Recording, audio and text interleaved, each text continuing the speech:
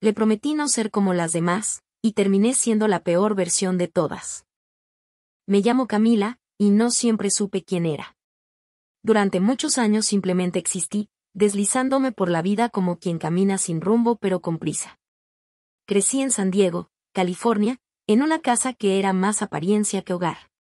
Mi madre, siempre impecable, creía que el valor de una mujer se medía por su cintura, su sonrisa y la obediencia con que asentía ante cualquier hombre.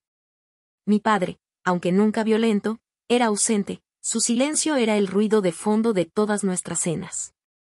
Así crecí, aprendiendo a callar, a sonreír, a lucir bien y a no sentir demasiado. Desde pequeña, entendí que lo emocional era un lujo. Si lloraba, mi madre me decía que me vería fea. Si me enojaba, que me iba a quedar sola. Y si soñaba con algo más, con algo diferente, me recordaban que lo seguro era mejor que lo ideal. Así que aprendí a jugar el juego. A decir lo correcto, a ser la hija ejemplar. A fingir que no me dolía que nadie me preguntara nunca cómo estaba de verdad. Tuve amigos, claro, pero todos superficiales. Relaciones que no rasgaban la superficie, vínculos seguros que no implicaban entrega real. Amé poco y mal. Me gustaban los hombres inalcanzables, los complicados, los que me hacían sentir invisible, porque así no tenía que abrirme. La intimidad me asustaba. Me asfixiaba la idea de que alguien me viera como era realmente, insegura, ambiciosa, algo rota y, sobre todo, profundamente incapaz de sostener un amor sano. Cuando cumplí 27, trabajaba como diseñadora gráfica para una editorial en Los Ángeles. Tenía un departamento bonito, mis plantas no se morían, y mis fines de semana eran una mezcla de vino, Instagram y mensajes vacíos con tipos que nunca recordarían lo que dije. Era una vida cómoda, pero completamente vacía. Yo quería amor, claro que sí. Pero del bueno. Uno que no me hiciera sentir usada, uno que me aceptara con todo lo que era, incluso con lo que no mostraba. El problema era que yo no sabía entregar eso mismo. Fingía. Me adaptaba. Me volvía el espejo de lo que el otro deseaba. Y un día, cansada de todo eso, decidí dejar de salir con cualquiera. Juré que ya no me prestaría al juego. Que la próxima vez que alguien me tomara la mano, sería para quedarse. Y entonces apareció Tiago. Lo conocí en una librería pequeña, de esas que ya casi no existen.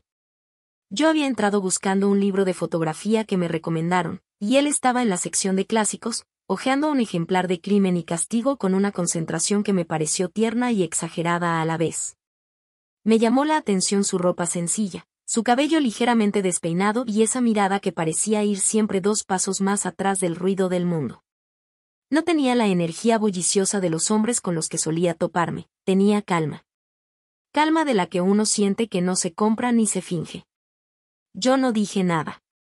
Pasé a su lado sin mirarlo, pero cuando nos cruzamos de nuevo cerca de la caja, fue él quien rompió el silencio. ¿También te gusta Dostoyevski o solo lo fingimos para parecer interesantes? Me reí. No por el chiste, sino porque su tono era suave, sin arrogancia. Y así empezamos a hablar. Nada profundo, apenas un intercambio de títulos, de recomendaciones, de autores que ambos habíamos leído. Me dijo que se llamaba Tiago, que era maestro de secundaria, que amaba enseñar literatura porque creía que los libros eran la única forma que tenía el alma de gritar sin asustar a nadie. Nos despedimos sin promesas, sin números, sin redes. Solo una conversación de 15 minutos que me dejó extrañamente inquieta. Yo, que me creía experta en soltar, no dejaba de pensar en él mientras volvía a casa. Una semana después volví a la librería. No por otro libro. Volví por él. Y ahí estaba. Mismo rincón. Mismo libro en las manos. Esta vez fui yo quien habló primero. No tardamos en intercambiar teléfonos. Comenzamos a salir con una lentitud que me desconcertó. Tiago no era intenso. No me llenaba el celular con mensajes. No me hacía sentir perseguida. Él me preguntaba cómo estaba y se quedaba callado, esperando una respuesta real. Me escuchaba sin interrumpir. Me miraba como si yo fuera una canción que no terminaba de entender pero quería aprender de memoria. Con el tiempo, Supe que Tiago venía de un desamor profundo. Que su última novia le había sido infiel con alguien cercano, y que desde entonces caminaba con cuidado. A mí me gustó eso. Me hizo sentir especial. Distinta. Como si él estuviera eligiéndome a pesar del miedo, y eso me obligaba a no fallar. Le prometí que yo no era como las demás. Se lo dije una noche, mientras cenábamos en su departamento pequeño, decorado con libros y fotografías viejas. Él me miró a los ojos y me creyó. No me pidió pruebas. No me exigió garantías. Solo me creyó. Y yo, en ese momento, juré no defraudarlo. Pero no sabía lo difícil que es cumplir una promesa cuando aún no te conoces del todo. Con el paso de los meses, la relación con Tiago se volvió lo más estable que había tenido en mi vida. Me asustaba un poco, al principio, porque no había caos. No había gritos. No había silencios violentos ni días sin hablarnos para probar quién se rendía primero. Él no era como los hombres que conocía, no manipulaba, no se desaparecía para que yo lo buscara, no usaba el cariño como un premio. Tiago era constante. Estaba. Me cuidaba. Me miraba. Y eso, aunque era lo que siempre había deseado, también me descolocaba. Yo no sabía estar en paz. Había crecido en medio de relaciones rotas, había salido con hombres que me hacían sentir siempre insegura, que me exigían más de lo que daban. Estaba acostumbrada a mendigar amor, y Tiago me ofrecía uno que no necesitaba ser mendigado. Era tan simple que me costaba creer que fuera real. Una vez, le pregunté por qué confiaba tanto en mí, y su respuesta se me quedó grabada. Porque no tengo energía para vivir con miedo, Cami. Si vas a herirme, no será porque no lo vi venir, sino porque decidí amarte aunque fuera posible. Y lo peor es que yo, en mi interior, supe que él me merecía, pero que yo no estaba segura de poder estar a la altura. Yo aún arrastraba partes de mí que nunca había sanado. Esa necesidad de validación externa. Esas ganas de sentirme deseada por otros. Esa adicción al coqueteo, al peligro disfrazado de atención. No es que no lo amara, lo amaba. Pero dentro de mí seguía existiendo esa mujer que aún quería probarse que podía gustarle a cualquiera. Que aún quería ser vista. Tiago, con toda su bondad, con su historia de traición a cuestas, confiaba ciegamente en mí. Y eso me partía en dos. Me presentó a sus padres cuando cumplimos un año juntos. Vivían en el norte del estado, en una casa modesta pero llena de vida. Su madre, Clara, me abrazó como si me conociera desde siempre. Me dijo que Tiago no había llevado a nadie a casa desde su ex, y que si me había elegido a mí, era porque por fin había vuelto a creer. Él les contó cómo nos conocimos. Cómo me reencontró en la librería. Cómo cada detalle con Camila era diferente. Y yo sonreía, claro, pero por dentro, había algo en mí que empezaba a sentirse culpable. No porque hubiese hecho algo todavía, sino porque empezaba a intuir que no era tan distinta como juraba ser. Nuestra complicidad era real. Nos reíamos de cosas absurdas. Teníamos nuestras canciones, nuestras rutinas, nuestras series inacabadas. Él escribía notas y las escondía en mi bolso. Me traía mi café favorito sin que yo lo pidiera. Yo me esforzaba por cuidarlo también. Cocinaba cuando él estaba estresado, le hacía pequeños regalos sin razón, aprendí incluso a no revisar mi celular cuando estaba con él. Pero todo eso era una capa. Porque por dentro, a veces, me sentía asfixiada por su pureza. Por cómo me amaba sin pedir nada. Porque en el fondo, yo sabía que todavía tenía rincones oscuros. Que no había terminado de sanar mis vacíos. Que me costaba no mirar a otros. Que a veces me gustaba saber que otros me deseaban. Que aunque no lo buscara, tampoco lo evitaba. Y eso era lo más cruel de todo, que mientras él se reconstruía desde el amor, yo empezaba a sabotearme desde la inseguridad. Tiago no lo sabía, claro. Él vivía en la superficie limpia de nuestra historia. Yo, en cambio, ya comenzaba a hundirme en mis propias contradicciones. Y aún así, me pidió que me casara con él. Me lo pidió en la playa, justo en el atardecer. Nada planeado. Nada de rodilla. Solo nosotros dos caminando por la arena, y él diciendo, de pronto, que no quería otra vida que no fuera conmigo. Yo no lloré. Sonreí. Le dije que sí. Y mientras lo besaba, pensé en todo lo que podía salir mal. Pensé en que aún no estaba lista. En que tal vez él se merecía otra. Pero también pensé en que, por una vez, quería intentarlo de verdad. Nuestra boda fue pequeña. Íntima. En un jardín lleno de luces, con amigos cercanos y nuestras familias. Él lloró cuando me vio llegar al altar. Yo no. Yo temblaba por dentro. No de miedo al matrimonio, sino de miedo a mí misma. Me repetí durante semanas que lo haría bien. Que esta vez no fallaría. Que mi amor era suficiente. Pero en silencio, algunas cosas empezaban a resquebrajarse. Empecé a hablar con un ex por redes sociales. Nada grave, al principio. Solo un ¿cómo estás?, un vi esta canción y me acordé de ti. Después fueron memes, luego fotos, y sin darme cuenta, volví a esa dinámica tóxica de buscar validación afuera. No me sentía menos enamorada de Tiago, pero sí sentía que algo en mí seguía incompleto.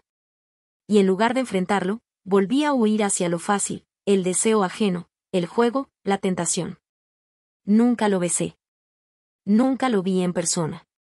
Pero sabía que si Tiago veía esas conversaciones, su corazón se partiría. Porque para alguien como él, la traición no empezaba con un cuerpo, sino con una intención. Pero aún así, seguí. Y mientras tanto, preparábamos la boda. La ceremonia fue perfecta. Todos decían que hacíamos una pareja hermosa. Que se notaba cuánto nos amábamos. Que ojalá todos pudieran tener lo que nosotros teníamos. Y cada uno de esos halagos me dolía como un cuchillo. Porque yo sabía que no era tan limpia como él.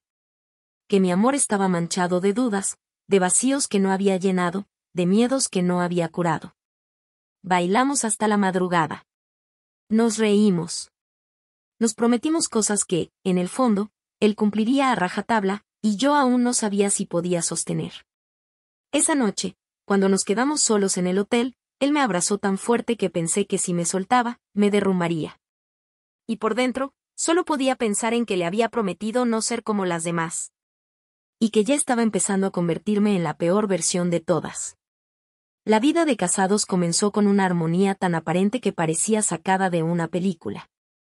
Nos mudamos a un departamento en la ciudad, un lugar con luz natural, paredes claras y una cocina en la que él siempre me hacía café antes de ir al trabajo. Habíamos decorado juntos, elegido los muebles con ilusión, incluso escrito una lista de metas para los primeros 2 años. En papel, lo teníamos todo: estabilidad, amor, respeto, metas compartidas, una familia política que nos adoraba, amigos que nos tenían como ejemplo. Y sin embargo, yo ya no era la misma. Porque apenas unas semanas después de la boda, esa sombra que ya me venía persiguiendo desde antes, se volvió más grande. La sombra del aburrimiento, del vacío interno, de sentir que esto, una vida tranquila, un esposo bueno, rutinas estables, no era suficiente. No por él. Por mí. Porque yo no sabía habitar la calma sin sabotearla. Volví a escribirle a mi ex. El mismo con el que había empezado a hablar antes de casarme. Él ya lo sabía todo de mí. Sabía que me había casado, que era feliz. Pero también sabía leer entre líneas. Y yo, aunque me odiara por dentro, le respondía. Al principio era una especie de juego interno. No le contaba nada a Tiago, pero tampoco lo veía como una infidelidad. Me decía a mí misma que solo necesitaba desahogarme, tener a alguien con quien hablar de otras cosas, de las cosas que no le podía decir a mi esposo por vergüenza o culpa. Pero luego ese ex empezó a preguntarme si era feliz de verdad. Si no extrañaba la adrenalina. Si no sentía que el matrimonio era solo un disfraz cómodo. Y yo, en lugar de alejarme, comencé a responder con silencios, con indirectas, con palabras ambiguas que no decían sí, pero tampoco decían no. Me mentía. Le mentía a Tiago. Recuerdo una noche puntual, una que jamás olvidaré. Fue un viernes. Tiago había llegado temprano del trabajo con una botella de vino y me propuso hacer pasta juntos. Quería que fuera nuestra noche, sin celulares, sin tele, sin distracciones. Yo accedí, claro. Él cocinaba y me contaba de su día, de los nuevos retos en el proyecto que lideraba. Me miraba con tanto amor, tanto orgullo. Y yo, mientras lo escuchaba, tenía en el bolsillo el celular vibrando con mensajes del otro. Me sentí asquerosa. Pero eso no fue suficiente para detenerme. Las semanas se volvieron meses. Empecé a buscar excusas para salir sola. Le decía que tenía cenas con amigas, que iba al gimnasio, que quería tiempo para mí. Y él confiaba. No dudaba de mí ni un segundo. Me preguntaba si estaba bien, si necesitaba algo. Me miraba como el primer día. Me abrazaba con ternura cada mañana. Y eso era lo más cruel de todo, que cuanto más me amaba, más me dolía mi traición silenciosa. Nunca hubo una noche con el otro. Nunca crucé esa línea física. Pero emocionalmente, ya estaba lejos de Tiago. Muy lejos. Me volví indiferente a sus detalles. Me molestaban sus preguntas, su bondad, su cuidado. Todo lo que antes me había enamorado, ahora me resultaba una carga. No porque él hubiera cambiado, sino porque yo ya no era la Camila que prometió ser distinta. Yo ya me estaba convirtiendo en las demás. O peor, en la peor versión de todas. La que se casa diciendo que va a amar con todo, y luego huye en silencio mientras dice te amo. Todo cambió el día que encontré en el cajón del baño una nota que él había escrito para mí. No era un mensaje reciente. Era algo viejo. Una carta. Una que había escrito cuando todavía éramos novios y que nunca me había dado. Decía cosas como: si algún día dudas de ti, léeme.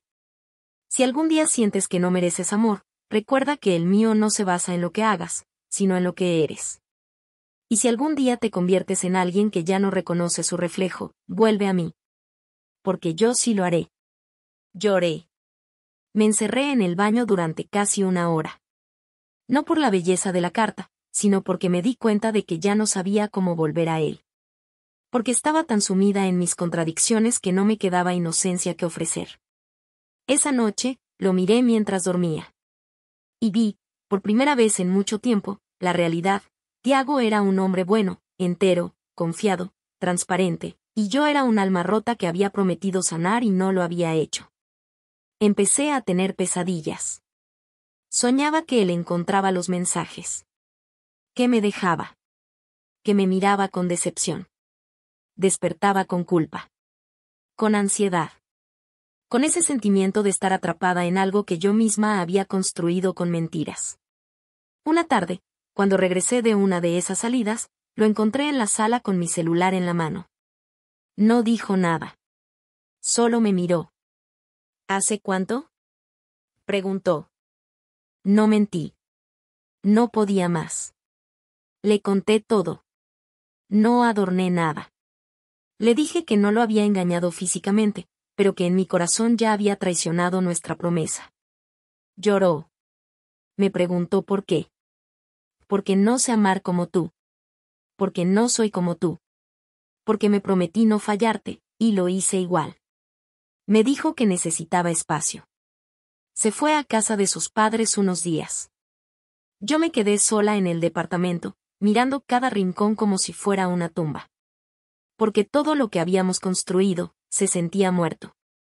No porque él me odiara, sino porque ya no sabía si podía volver a confiar. Volvió después de una semana. No para terminar, sino para hablar. Me dijo que me amaba. Que no entendía cómo había pasado. Que jamás imaginó que yo sería capaz. Que yo le había devuelto la fe en el amor, y se la había quitado otra vez. No me gritó. No me insultó. No hizo escándalo. Y eso fue lo que más me destrozó. Porque cuando alguien te hiere y tú gritas, todavía hay algo que salvar. Pero cuando alguien te hiere y tú te callas, es porque algo dentro de ti ya murió. Quiero creer que podemos sanar, me dijo, pero necesito que tú también lo quieras. Yo no respondí enseguida. Porque aún no sabía si tenía el valor de reconstruir lo que había destruido. No por él. Por mí. Porque al final, Yo fui quien prometió no ser como las demás. Y terminé siendo peor. No por una acción, sino por todas las pequeñas traiciones que nadie ve. Las que se hacen en silencio. Las que matan lo bueno poco a poco. Las que se ocultan detrás de una sonrisa mientras el alma se quiebra. Después de aquella conversación, el silencio se volvió nuestro idioma. No fue inmediato, ni dramático, ni caótico. Fue un desmoronamiento lento. Invisible a los ojos del mundo, pero tan brutal como una muerte anunciada. Seguíamos viviendo juntos, compartiendo la mesa, la cama, las rutinas, pero ya no había ternura. Ya no había mirada. Solo recuerdos flotando entre nosotros como fantasmas. Tiago intentó. No puedo decir que no lo hizo. Fue a terapia. Me pidió que lo acompañara. Le di la mano algunas veces. Lloramos juntos. Tuvimos noches en las que parecía que podríamos volver a ser los mismos, pero al amanecer, la realidad nos golpeaba de nuevo, no éramos los mismos. No podíamos serlo. Él ya no confiaba en mí. Y yo ya no me confiaba ni a mí misma. Porque por más que quisiera reparar lo que hice, ya no era una herida, era una cicatriz. Una que, aunque sanara, dolería siempre al tocarla.